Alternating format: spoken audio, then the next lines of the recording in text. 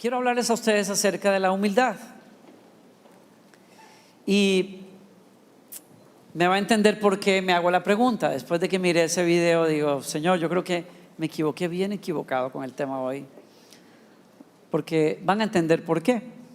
Creo que ustedes son ejemplo de ella. Pero, de todas maneras, me encanta compartir de este tema porque puedo darle mucho sustento a que ustedes continúen haciendo lo que están haciendo en el nombre del Señor.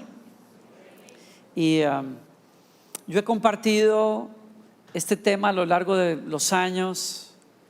Dios me sigue trayendo algunas perspectivas al respecto que me enriquecen, me levantan, me confrontan también de vez en cuando.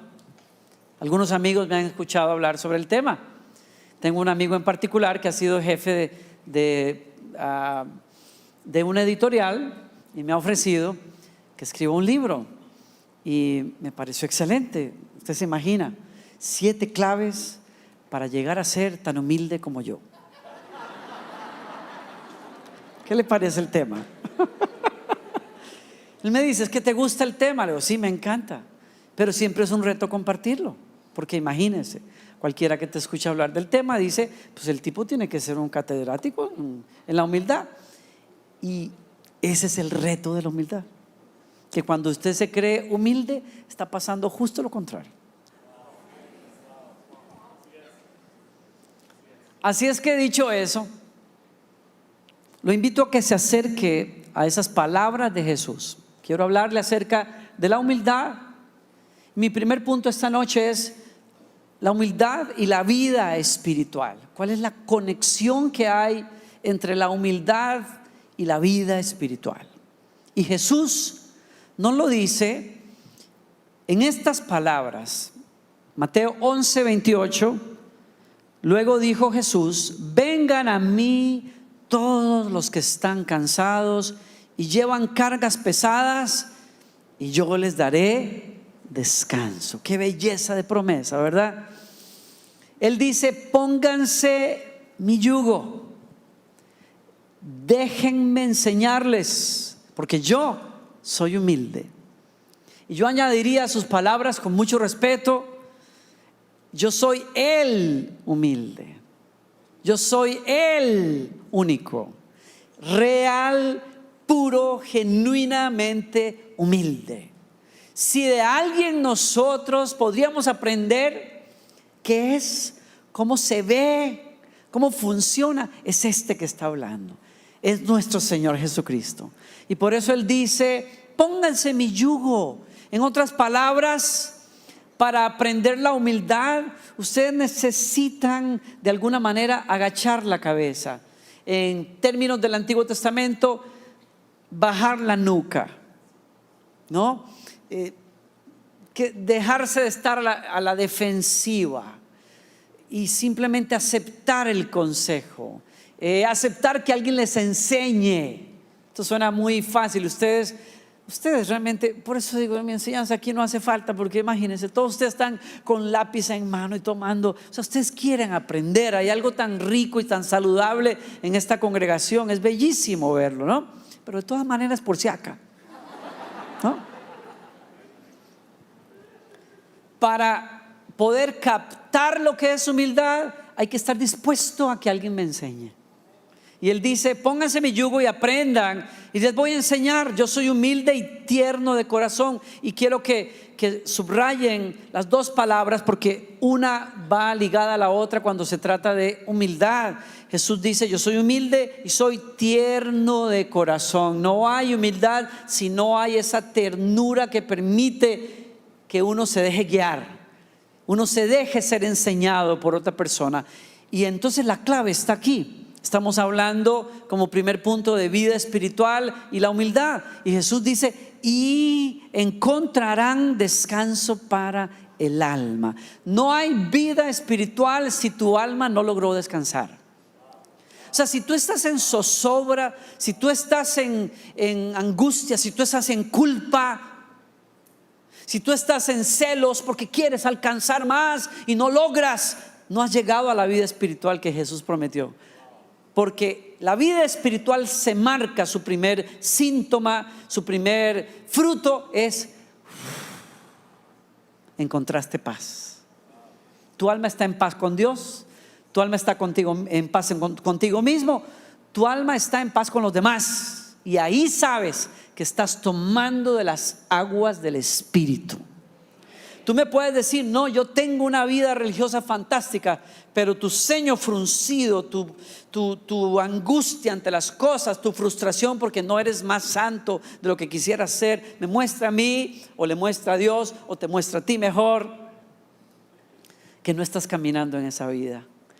Jesús dice: yo he venido para que tengan vida y vida en abundancia, y para el alma del hombre vida espiritual es paz. Y Él dice: hallarán descanso para el alma, porque mi yugo es fácil de llevar y la carga que les doy es liviana. Nos está diciendo Jesús en pocas palabras que todo aquel que quiera encontrar vida espiritual tiene que pasar por una llave, tiene que pasar por una puerta, y la puerta es la humildad. Y el único que nos puede compartir ese corazón y enseñarnos a vivir en esa humildad es nuestro Señor Jesucristo. La clave para poder entonces entrar es aceptar que Él nos ponga su yugo encima. Pero Él dice: yo no se los impongo, ustedes tienen que dejar que algo pase. Pónganse mi yugo sobre ustedes. Y miren claro lo que nos está diciendo Jesús. Hay la humildad como fuente de vida espiritual se da en la vida de alguien que puso a Jesús en el control, en el volante. Deja de ser la persona que quiere mandar la vida y comienza a vivir una vida dependiente. Depende. Usted podría hacerlo solo, pero decide que depender. O podemos conseguirlo solos, pero decidimos que depender. Y Jesús dice: eso es un yugo, es mi yugo. ¿Por qué? Porque yo mismo vivo así. Yo mismo vivo así. Yo dependo de otro. Dios en la carne, revelado en la persona de Jesucristo, es Dios todopoderoso. Todo lo hizo, todo lo creó, todo lo puede hacer, todo lo puede hablar y puede suceder, pero no todo lo hace, no todo lo dice. ¿Por qué? Porque está en sujeción. Y por eso Él dice: aprendan de mí, porque yo tengo un corazón tierno y humilde. ¿Qué quiere decir? Hay uno más que hace las obras, hay uno que me enseña, hay uno que me instruye, hay uno que me guía, hay uno que me manda. Aprendan eso, porque si aprenden eso, entonces hallarán paz. Vivimos en una sociedad que nos enseña lo contrario: el valor de la autosuficiencia, el valor de ser independiente, el valor de no estarse recostando en nadie, ¿no? Son valores importantes que tenemos que enseñarle a nuestros hijos, porque realmente queremos que ellos tengan esa capacidad de emprendimiento, esa iniciativa propia, ese entendimiento de que en la vida tú tienes que abrirte camino y no puedes estarte apoyando en aquí o allá. Tienes que buscar tu camino, tu destino. Pero en la vida espiritual se nos dice que es todo lo contrario. Tú abres camino entregándote. Tú avanzas dependiendo. Tú creces plantándote en otro. ¿Están conmigo? Por eso la humildad es tan importante. Y les ofrezco una definición que leí hace muchos años en un libro clásico de ese pastor sudafricano Andrew Murray, que dice: humildad no es tanto una gracia o virtud como otras, es la raíz de todas. Y quiero que tomes nota. Yo desde jovencito tenía preguntas en cuanto a la vida espiritual. Yo siempre me he preguntado: enséñame de esto, de aquello, pero dime cuál es la raíz de las cosas. O sea, ¿cómo puedo irme a la raíz? Porque si cubro la raíz, tengo lo demás. ¿no? No, usted dice, yo necesito más santidad, pero ¿de dónde viene la santidad? No, yo necesito más poder pero ¿cómo se manifiesta el poder de Dios en nosotros? Yo quiero crecer más. Imagínense, yo lo pregunté no sé cuántas veces, yo quiero crecer más, yo quiero crecer, ¿no? Yo quiero crecer en la vida, ¿no? Ustedes me han escuchado hablar de eso en el pasado, ¿no? O sea, eran mis discusiones en la mesa con mamá, ¿no? Y mamá me engañó. La mamá, Dios bendiga a mamá que está en la gloria, pero o sea, mamá me engañó porque me dijo, pues, mijo, hay varios tipos de personas en el mundo. Unas personas que crecen muy rápido, desde pequeños crecen rápido, se hacen grandototes, así tontones. Me quiso decir como que eran sin gracia, como que crecían muy rápido. Ah, sí, ¿y qué más? Y me dijo, bueno, hay otros que crecen despacio y con buena letra. Y guardó silencio, y que Dios la perdone por eso, porque no me dijo que había un tercer grupo de personas, los que nunca crecían. Y entonces yo me quedé esperando lo que ella decía. Un día esos que crecen despacio se pegan un estironazo en la adolescencia y alcanzan a todos y les pasan. Y hay varios testigos de eso, como Sammy, por ejemplo. No sé, qué barbaridad, no sé hace cuántos centímetros que no veía a Sammy. Una cosa exagerada, ¿no? Es una mala crianza. A uno le toma toda la vida llegar a estas alturas, y a estos muchachos 15 años y llegan por allá. No puede ser. Bueno, mi punto es quiero crecer, era mi pregunta. Cuando yo encuentro, por lo tanto, una frase como estas, digo, yo quiero aprender de eso. Él dice, no es una virtud más, es la madre de todas las virtudes. O sea, santidad, justicia, bondad, lo que quieras. ¿Por qué? Escuche, no se pierda esto, porque solo ella, o sea, la humildad, asume la postura correcta ante Dios y le permite a Él, como Dios, hacerlo todo. ¿Alguien está aquí conmigo? Estoy diciendo que la humildad es la actitud de corazón que le permite a Dios hacer en mí lo que solo Dios, cuando es reconocido como Dios, puede hacer. ¿Qué es lo que Dios puede hacer en el hombre que el hombre no puede hacer? Lo imposible. Lo imposible. La victoria, la santidad, la pureza, el crecimiento, todo eso lo da Dios en la vida espiritual. Pero ¿cómo se desata todo eso? Con una actitud que se llama la humildad.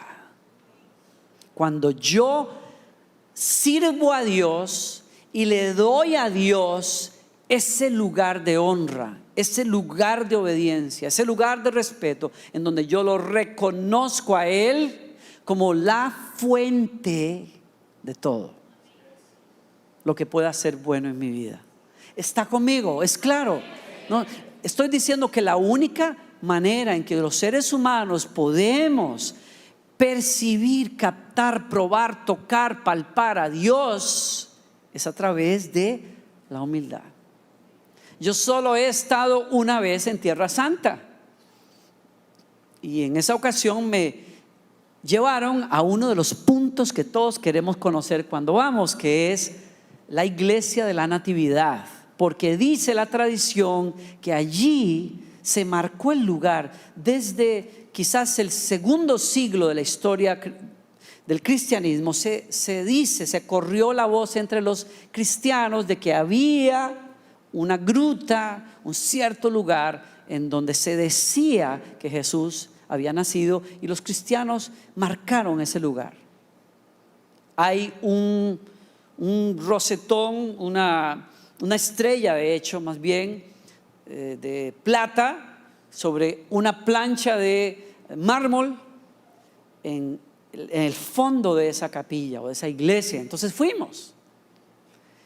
Está en Palestina el día de hoy. O sea, sales de Israel para visitarla, y cuando cruzas el vestíbulo gigante donde está la iglesia, te das cuenta que es una iglesia que no tiene mayor belleza. Se quitaron las pinturas, los candelabros son antiquísimos, viejos, oscuros, El piso es feo, no hay bancas, no hay nada, está prácticamente como abandonada, pero cuando entras por la parte de atrás del altar mayor de esa iglesia, tienes que bajar unas escaleras para poder ir al sótano en donde está ese lugar sagrado para los cristianos. Y te das cuenta que conforme bajas, la gruta se hace más pequeña, el espacio más pequeño y más pequeño y más pequeño, al punto de que si alguien como yo siente que es pequeño, es porque es pequeño.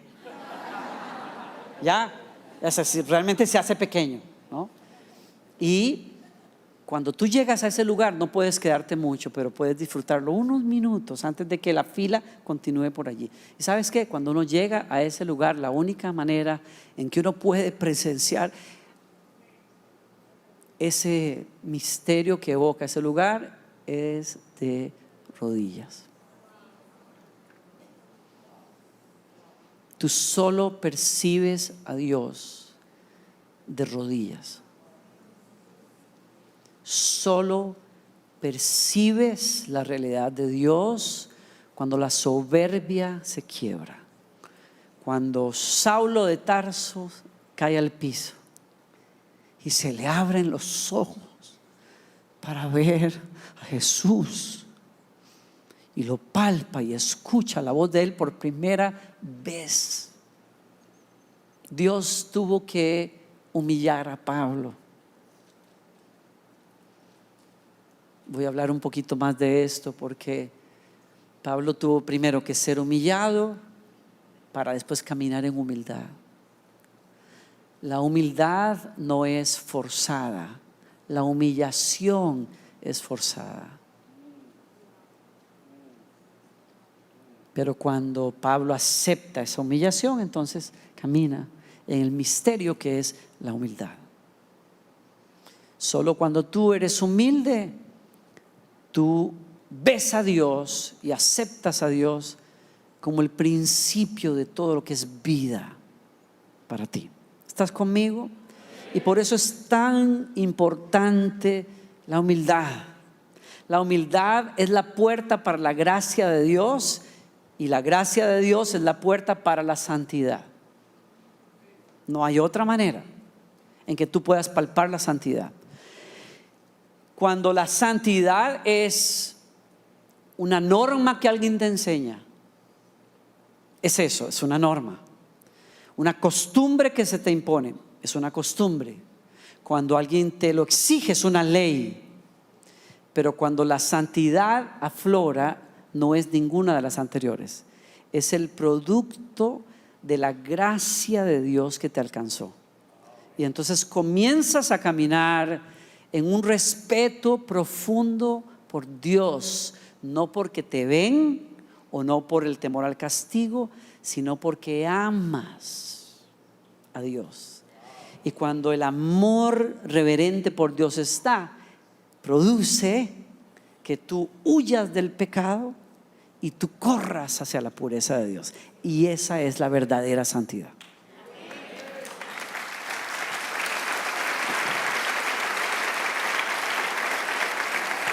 Y díganme, ¿cuál de nosotros no necesita santidad?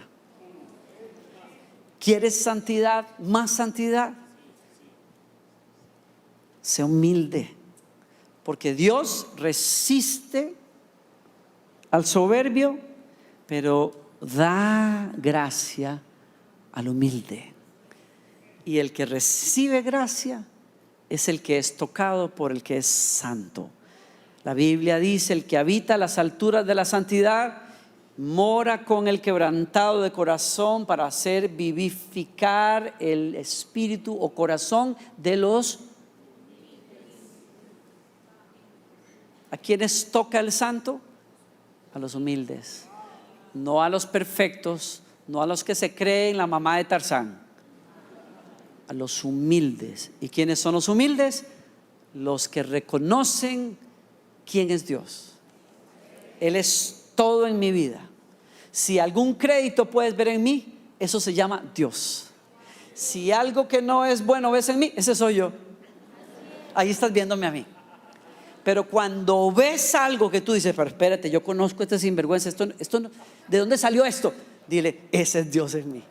La gracia me ha tocado.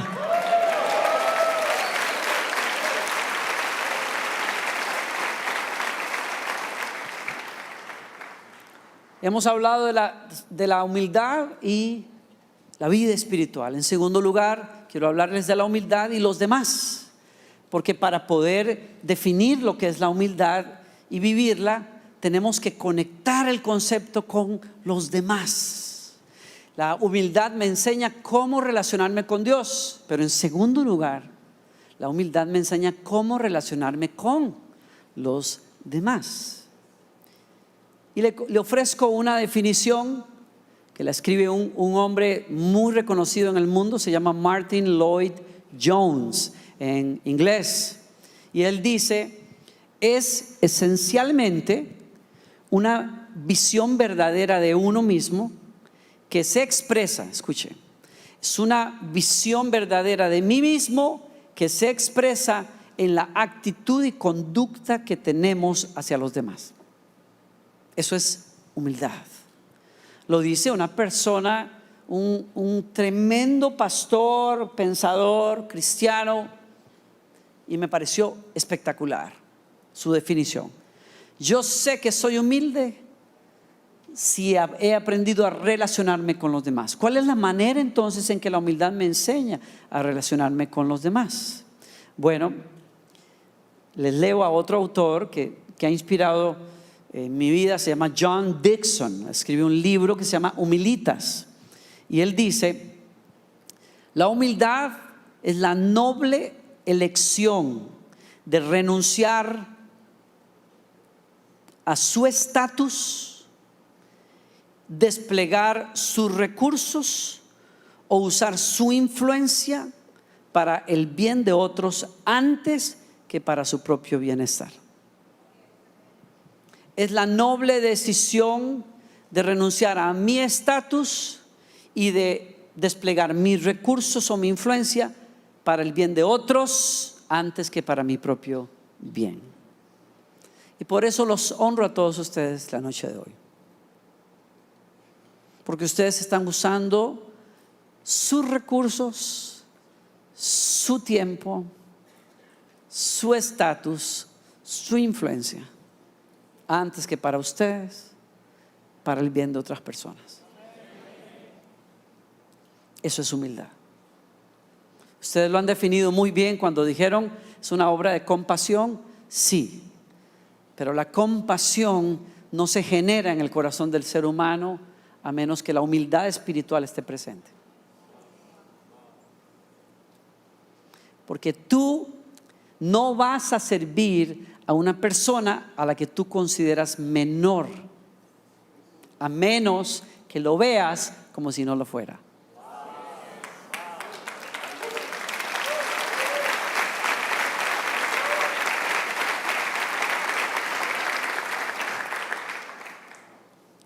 Es la noble decisión de remitir, es otra parte de la definición que les quiero compartir. Es la noble decisión de remitir el poder de uno en el servicio hacia los demás. Yo tengo poder, pero no lo uso para engrandecerme.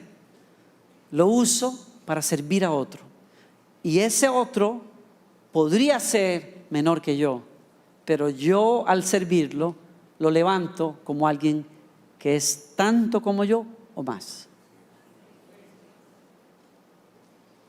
En esa definición hay 3 elementos que quiero considerar rápidamente. Número 1,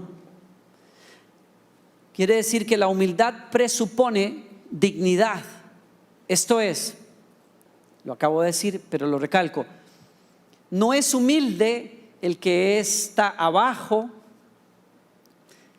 y hace algo por el que está arriba. ¿Saben por qué? Porque le toca. O sea, le toca. O sea, el empleado tiene que servir al jefe. No, el menor sirve al mayor, se acabó. Ahí no hay otra. Pero en la humildad, el que tiene el poder y la autoridad se baja a servir al menor. ¿Está conmigo? Por lo tanto, tú no puedes ser humilde, dicho, hablando así meramente por definición.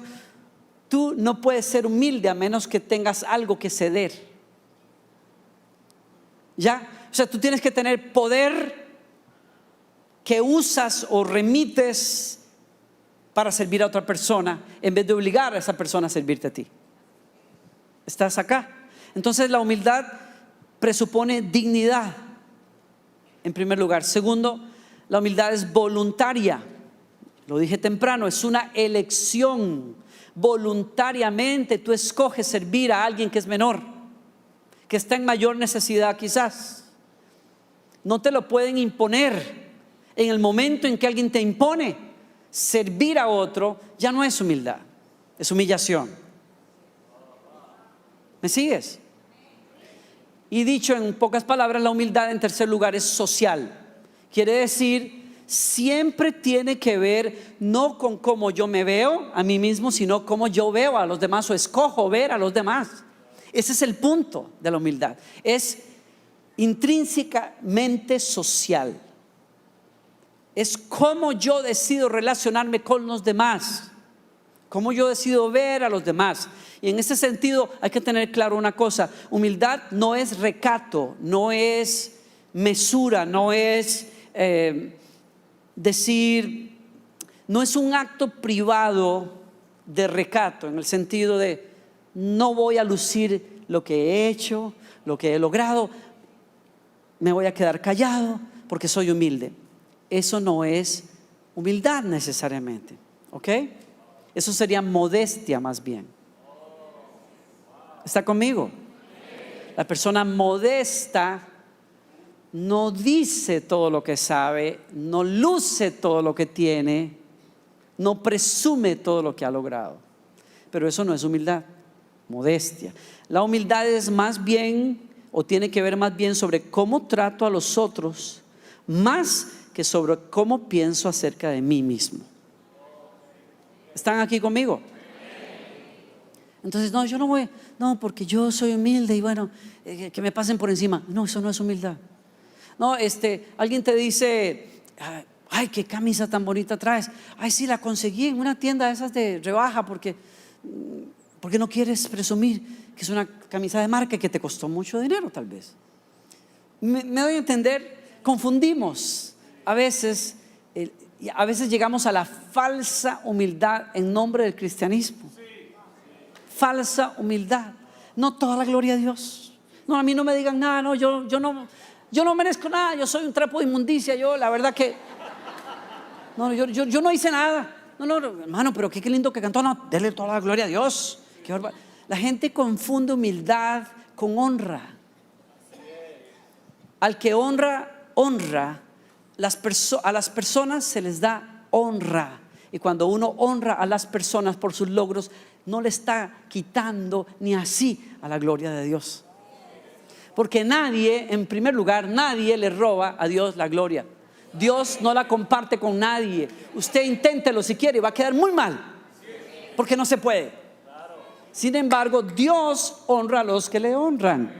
Y nos enseña a nosotros que tenemos que honrar a los ancianos porque son ancianos, a nuestros líderes porque nos guían en los caminos de Dios, a nuestros padres porque nos hicieron nacer, bendito sea Dios. Ese no es mi tema. Humildad no es modestia, es cómo yo decido tratar a los demás.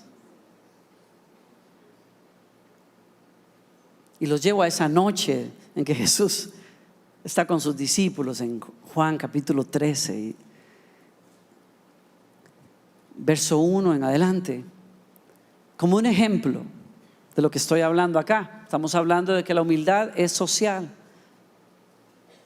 Antes de ir de la celebración de la Pascua, Jesús sabía que había llegado su momento para dejar este mundo y regresar a su Padre.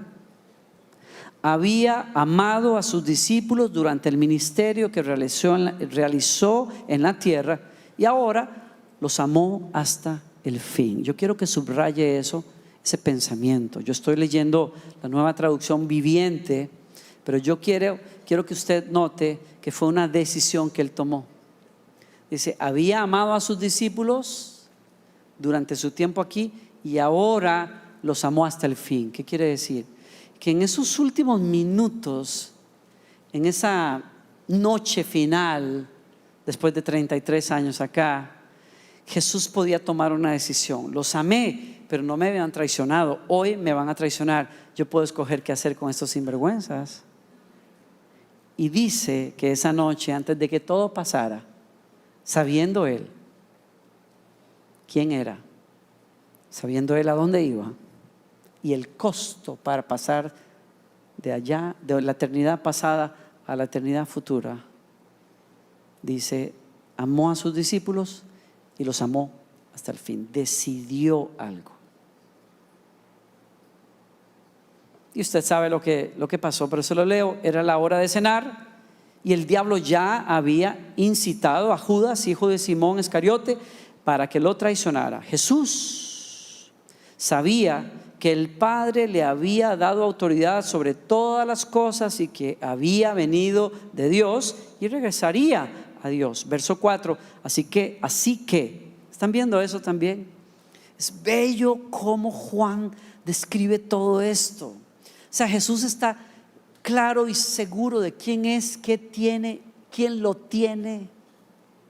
Le pertenece a su papá y su padre le ha dado autoridad sobre todas las cosas. ¿Qué quiere decir eso? Que lo que sigue es de suma importancia, porque el hombre que tiene la papa en la mano, el que escoge el destino de los seres humanos, el que escoge su propio destino, como lo dijo a los discípulos, a mí nadie me quita la vida. El que tiene el poder en la mano, añade un así que.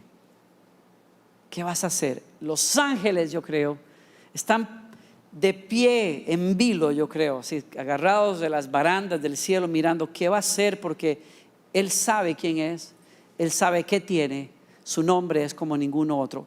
¿Qué va a hacer ahora? Y San Juan escribe, así que.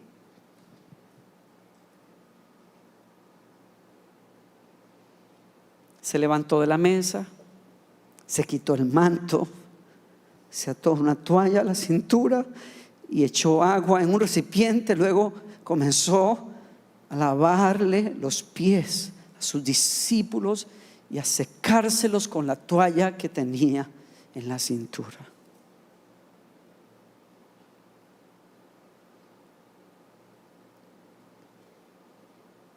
Todo tiene que ver con qué haces tú con el poder que te es dado. ¿Cómo usas tus capacidades, tu recurso, tu estatus, tu posición? ¿Cuál es el así que tuyo? ¿Qué sigue? ¿Cómo completas esa oración?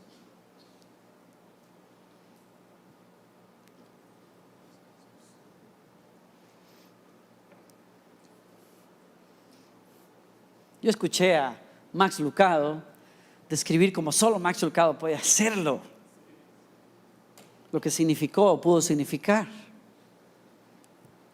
ese acto. Cuando mi esposa y yo comenzamos a servir como pastores principales en la iglesia de Lakewood, yo pedí a los pastores y a sus esposas que fueran a un retiro a la casa de unos amigos.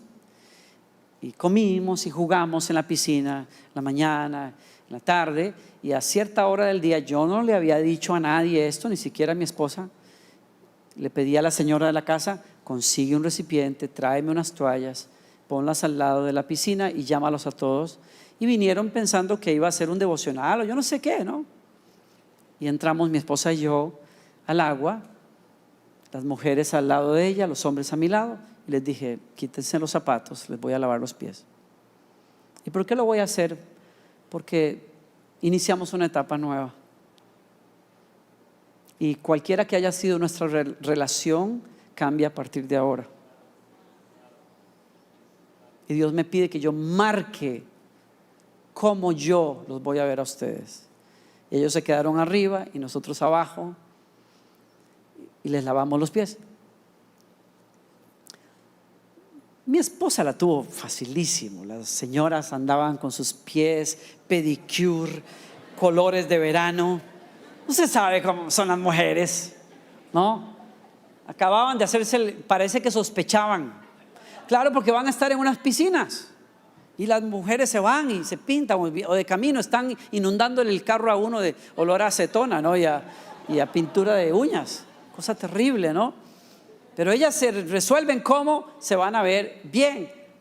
Pero los hombres somos otra historia. No, ¿qué? ¿Que hacerse las uñas? ¿Qué? ¿Para qué? ¿No?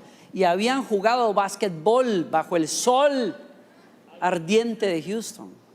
Cuando esas medias salen corriendo, a mí es al que me toca recibir esos tamales,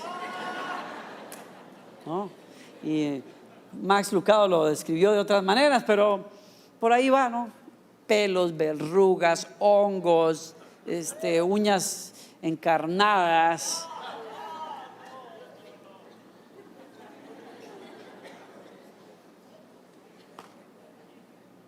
Usted puede ver a Jesús en una película haciéndolo y Jesús tiene una cara hermosa y la música te hace llorar y los pies son perfectos, son pies de artistas. No, o sea, son hombres, pero bueno, ellos sabían que iban a salir en una película, así es que los pies, piedra pómez y crema, y el muchacho hasta sierra le pasaron a esos callos que tenían no sé cuántos años ahí. Pero a Jesús no le tocó eso. Eran pies de pescadores toscos que andaban en el camino todos los días, que se habían golpeado, que tenían heridas, que tenían marcas, que olían muy mal.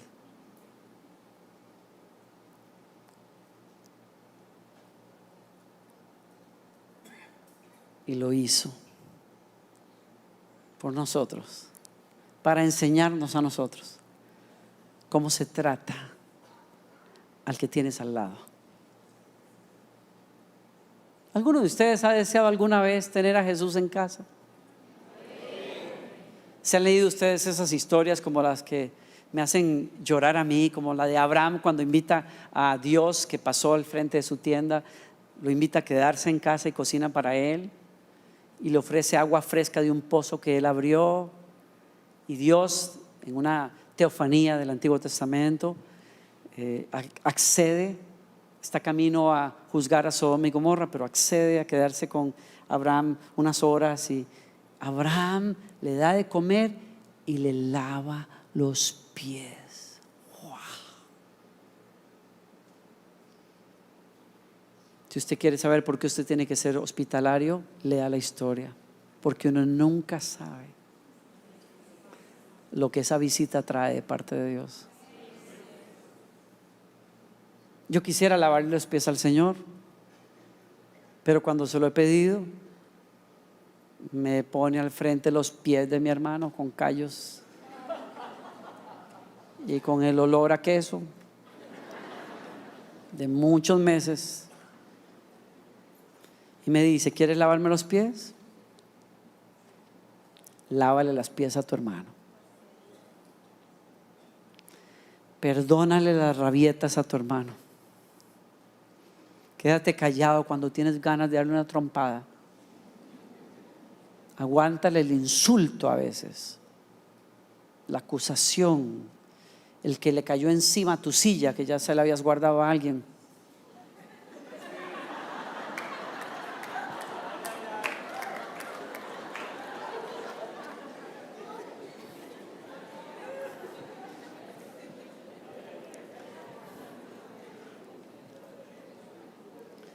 Yo no digo, por eso les digo a ustedes, yo no vine a enseñar esto porque aquí no haga falta, realmente, o sea, porque haga falta más bien. Ustedes están siendo un ejemplo maravilloso, pero por si acaso. A uno nunca le cae mal que le recuerden a uno lo que vale la pena que le recuerden, ¿no? Usted sabe. Hace muchos años, cuando yo comenzaba a viajar, me invitaron a un gran congreso de adoración en Sudamérica. No les voy a decir qué país, porque a ustedes no les importa, pero me invitan a ese país y es uno de esos primeros grandes congresos a los que yo voy a predicar. Miguel Casina está invitado, no sé cuántos lo conocen. Es uno de esos, no es tal vez muy sonado el día de hoy, pero es uno de los precursores del mover de la alabanza y adoración. Extraordinario, extraordinario compositor y cantante. Tiene más o menos mi edad, pero es uno de los tenores más increíbles que yo conozco. Tiene la voz todavía entera y una unción increíble. Bueno, entonces nos invitan a cada uno dirigir una noche de adoración o de concierto, y a él le toca la primera noche, miércoles. A mí me llevan al hotel, me cambio y me regresan. La reunión está a reventar. Cuando yo llego y el ujier, más bien la persona de protocolo que me acompaña, me dice, yo me quedo atrás, y cuando veo que está lleno le digo, déjame acá. Y me dice, no, pastor, no, venga conmigo. Usted tiene que venir, esas son las instrucciones. Y yo no, que se venga. Y me vengo, cruzo un lugar como este. El concierto está en lo más y mejor. Y cuando llego al frente, después de que él me asegura que yo tengo espacio, no tengo espacio. Todos los pastores están en primera fila, no encuentro espacio. Yo tengo una pena porque aunque la música está corriendo, yo no quería precisamente eso. No quería interrumpir, distraer más bien. Entonces me quedo tan incómodo y volteo a ver rápido cómo resolver, porque él se dio media vuelta y se fue. Sí, o sea, él dijo, ya cumplí con mi tarea. Yo lo dejé donde me dijeron que había que dejarlo, y es al frente. Y él muy sinvergüenza se va. Entonces yo comienzo a resolver qué hacer, y yo veo toda esta sección. Bueno, háganse de cuenta que si hubiera sillas hacia ese costado hasta la pared, yo veo por lo menos 3 hileras vacías. Dije, qué fantástico, ¿no? Y fui y me senté en la primera silla que encontré, y me siento ahí feliz de la vida. Y Miguel Casina termina su momento, y aquí es donde viene la buena parte, porque entonces me doy cuenta hasta ese momento que hay un coro de 100 voces que estaban acompañando a Miguel Casina, que se bajan en ese momento, y usted sabe, con cara de coro así, coro bautista, porque lo habían ensayado. Cuando ellos bajan, todos bajan así como, ni miran las gradas, se van, bajan sonriendo todos en fila perfecta, hasta que llegan a donde está su servidor. Está todo el filón del coro atrás, y estoy yo sentado allí, y este tipo se me queda mirando así como,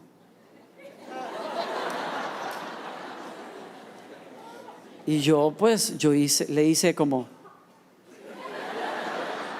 y él me hace, y yo le hice, y él me hace así, y entendí el mensaje. Hay hermanos a los que nos cuesta procesar, ¿no? Entonces yo dije, ok, que me mueva. Entonces me moví al segundo, y él se sentó y cruzó la pierna, y vino el segundo, y yo, y él, y entendí. Me moví, y así 100 veces más. O sea, yo pasé de este lugar a aquel lugar, crucé para allá, me corrieron para allá, seguí para allá en zigzag hasta que los 100 se sentaron, y yo quedé en el pasillo de pie. Tengo una fila de gente atrás mío que quieren ahora escuchar el especial de Miguel Casina, y ¿quién cree que les está estorbando para escucharlo? Yo. Y entonces la gente comienza a silbarme, que me mueva. Y entonces yo me hago hacia la pared, y en la pared hay unas gradas, y yo digo, aquí no le voy a estorbar a nadie. Y entonces la gente me silba que me siente. Entonces yo me siento en la grada, y viene un ujier y me hace, usted no puede estar aquí, que esto es seguridad. Yo, y entonces me muevo, y la gente comienza a silbar, y bendito sea Dios, alguien tuvo misericordia de mí, y en un salón de overflow la persona me agarra del cuello y me mete al salón y me dice, no le estorbe a la gente, por favor.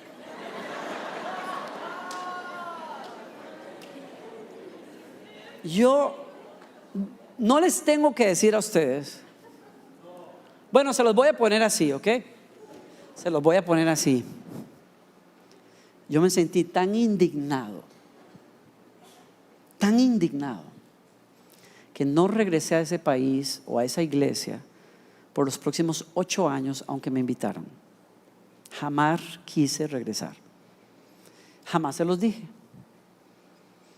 No le cuenten a nadie. Esto es una reunión entre líderes de confianza. Nadie más tiene que saber acá. ¿Ok? Pero así de ofendido me sentí yo. Sin embargo, cuando yo me voy al hotel y yo le digo al Señor, esta gente no sabe honrar a una persona. Pero el Espíritu Santo me dice, ¿cuántas veces te he dicho que no busques las primeras sillas?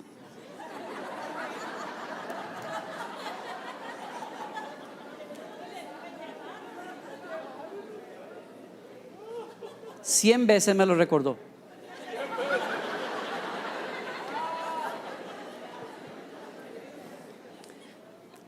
Hay veces, miren, hay personas que son fantásticos sirviendo como voluntarios hasta que les pones un título.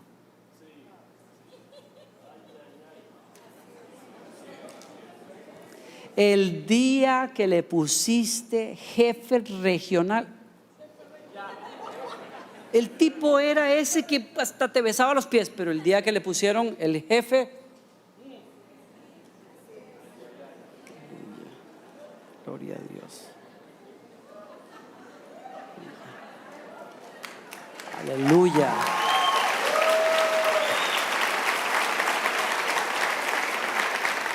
Es que ahora me estoy dando cuenta que esta iglesia está creciendo en madurez.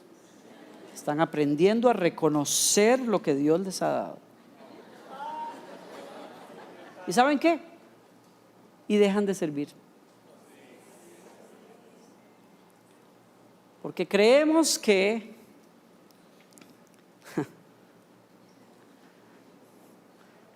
la influencia, que el poder es para servirnos. Pero Jesús dijo en Lucas 22:25, el más importante de ustedes deberá tomar el puesto más bajo. Claro, lo leemos pero no lo creemos. Porque cuando usted llegó a ser fulanito de tal en la iglesia, usted quiere la primera silla. Jesús dice, el más importante de ustedes deberá tomar el puesto más bajo y el líder debe ser como un sirviente. Lo que me enseña a mí Jesús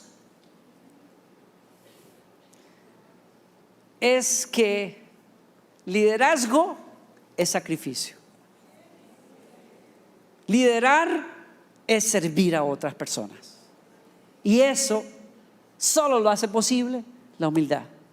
Porque usted jamás sirve a una persona que usted ve como menos.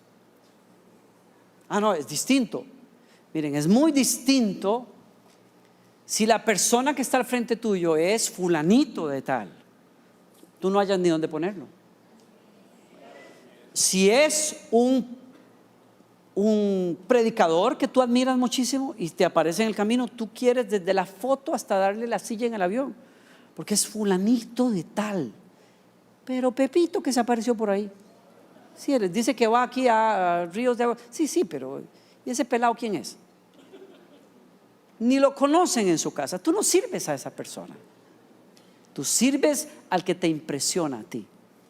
Tú sirves a aquel a quien tú admiras y lo haces con gusto y te quitas la camiseta y se la das.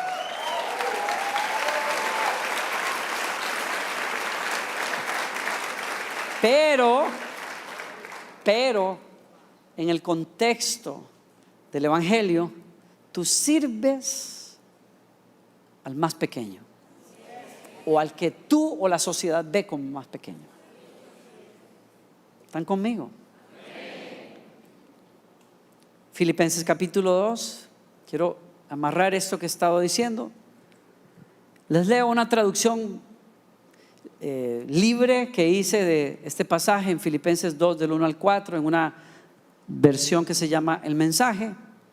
Si ser parte de una comunidad del Espíritu significa algo para ustedes, si tienen corazón, si les importa, háganme un favor, pónganse de acuerdo, ámense, sean profundos amigos espirituales.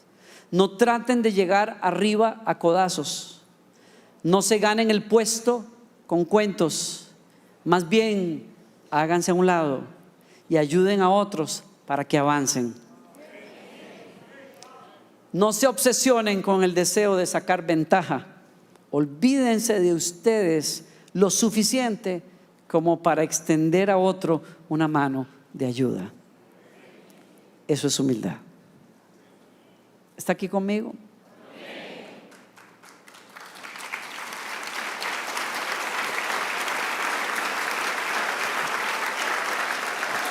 Y termino acá. Tercer punto. He hablado de la humildad, la vida espiritual, la humildad de los demás, y quiero terminar con la humildad y nuestra salvación.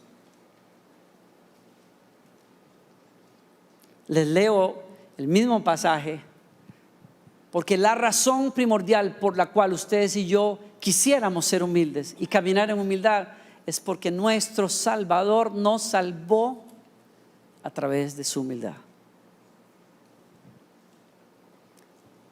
Piensen de ustedes de la misma manera que Cristo Jesús pensó de sí. Filipenses 2 del 5 al 8. Él tenía, cuando lo anoten, miren aquí al frente y después de que anoten, escuchen, disfruten esto, escúchenlo.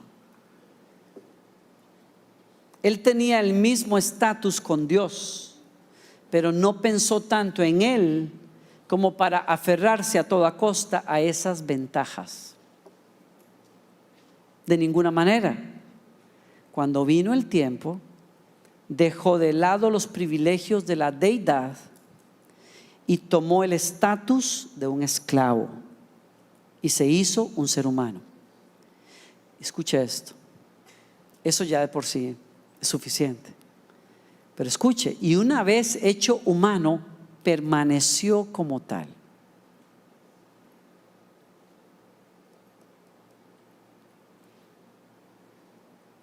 Permaneció como tal. Fue un proceso increíblemente humillante. Nunca reclamó privilegios especiales. Esa es la parte más fuerte. No, yo cuál parte voy a decir que pueda ser más fuerte. Yo jamás estuve en ese trono de gloria, ni vi lo que Él ha visto, ni besé las mejillas del Padre. Yo no sé lo que es eso. No sé lo que es que te sirvan en bandejas de oro, seas el Señor de la creación. No lo sé y nunca lo sabré. Solo Él tiene ese lugar. Y Él se hace un embrión en el vientre de una jovencita. De ser el dueño del tiempo y la historia, se hace un embrión y un bebé que nace y que necesita los pechos de una madre porque si no se muere de hambre. De ser la fuente de la satisfacción, a sentir cuando las tripas suenan y el estómago duele por el hambre, de no necesitar nada, a tener que ir al baño y usar papel si había. De todas las experiencias o las facetas de ser humano, esa es una de las más humillantes que hay. Él probó todo eso, eso es suficiente. Pero como si eso fuera poco, cuando pudo haber sido tentado a salir de esa limitación que Él mismo se autoimpuso, decidió no hacerlo. Póngase a pensar cuántas veces Jesús habrá perdido un ser querido que no quería perder y Él es el dueño de la vida que puede levantar a esa persona, pero el Padre le dijo: tu tiempo no ha llegado, te quedas callado y te quedas quedito hasta que yo te diga. ¿Cuánta violencia habrá visto por parte de los romanos? Una violencia de la cual Él finalmente fue objeto. La respuesta ante Pilato y ante los discípulos que sacaron las espadas para defenderlo en esa noche fue: ustedes no entienden, ustedes no saben que yo podría pedir ayuda y que legiones están listas para defenderme. guarda la espada. Yo puedo hacer uso del poder, pero decido usarlo para salvar, no para salvarme.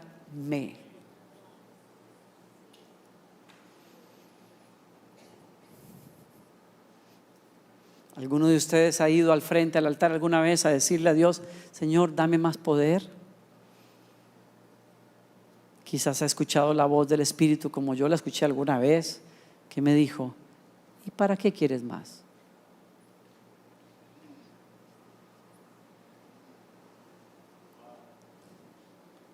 ¿Por qué los cristianos evangélicos estamos obsesionados con el poder? Queremos poder espiritual y el cielo pregunta: ¿para qué? Se quedó como tal. En cambio, vivió una vida sin egoísmo y obediente hasta la muerte, y la peor de todas, una crucifixión. El maestro de la humildad fue humillado públicamente, desnudo, golpeado, tratado como un criminal y juzgado finalmente como el peor de los criminales sobre una cruz. El signo mismo de la humillación póstuma que pueda tener un ser humano es la cruz, y fue la cruz en el imperio griego y romano, y nuestro maestro de la humildad escogió precisamente ser humillado públicamente sobre una cruz, y con esa humillación que el mundo infligió sobre él, pero que él abrazó voluntariamente, con esa humillación nos salvó a nosotros. ¿Alguien le da gracias a Dios?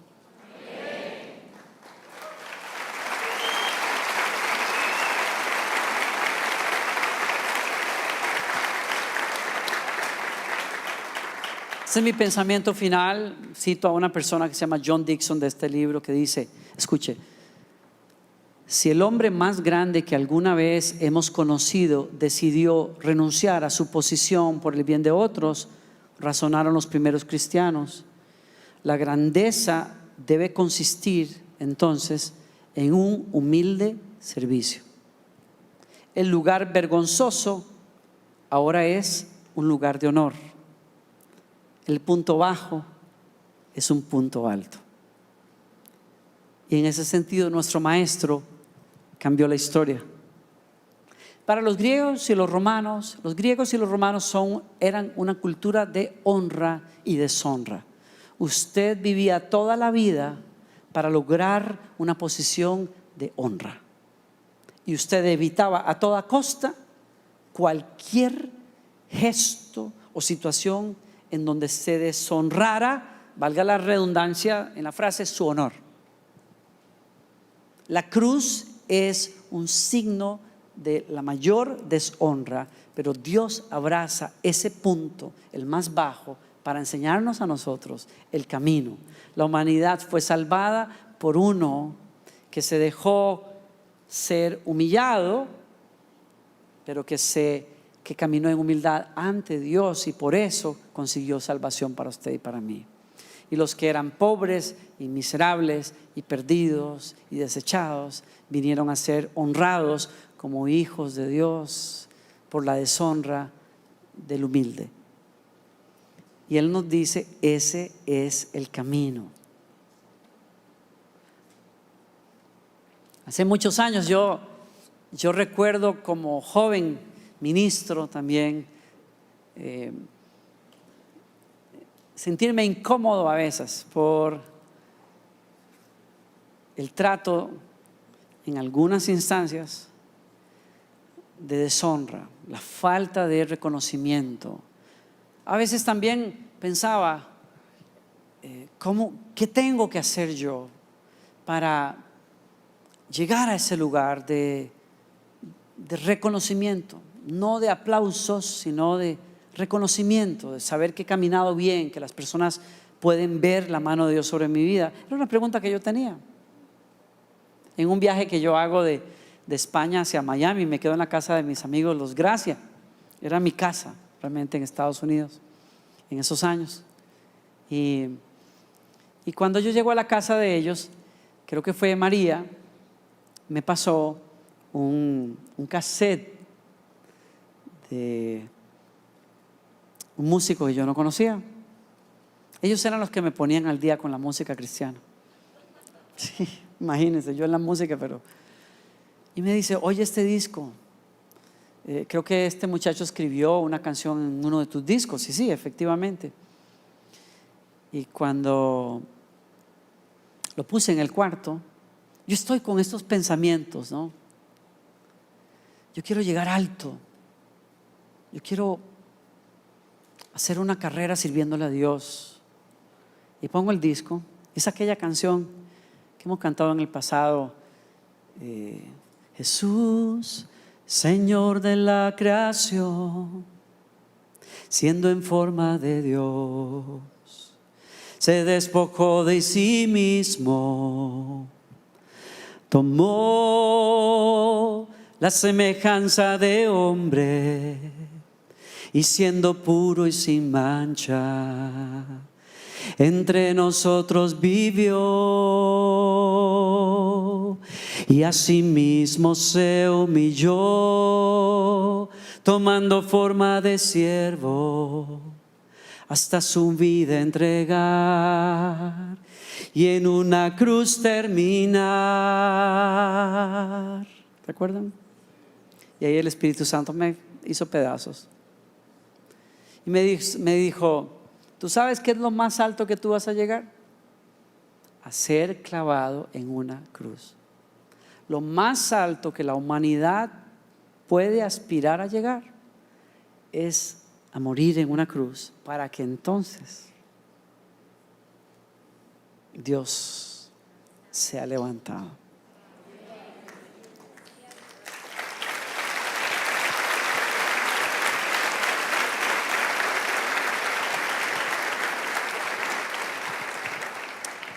Yo termino aquí, pastor, no quiero pasarme más del tiempo, tengo 10 minutos. Pero acuérdense ustedes que en la última carta de Pedro a la iglesia le dice, humillaos pues bajo la poderosa mano de Dios y Él os exaltará cuando fuere tiempo, porque Dios resiste a los soberbios, pero da gracia a los humildes. Acuérdate, la humillación es impuesta por un agente externo a ti. Alguien no te reconoce, alguien no te respeta, alguien violenta tus derechos y tú eres humillado, ¿no? ¿Ok? La Biblia dice que la humillación es la que sigue ¿a qué? A la soberbia. Por eso Pedro dice, aquel que no quiera sufrir la humillación, humíllese primero. Ante el único de quien se nos pide que nos autoimpongamos, disculpen la redundancia, humillación, es Dios. Porque tú decides caminar en humildad, ¿cómo? Humillando tu humanidad.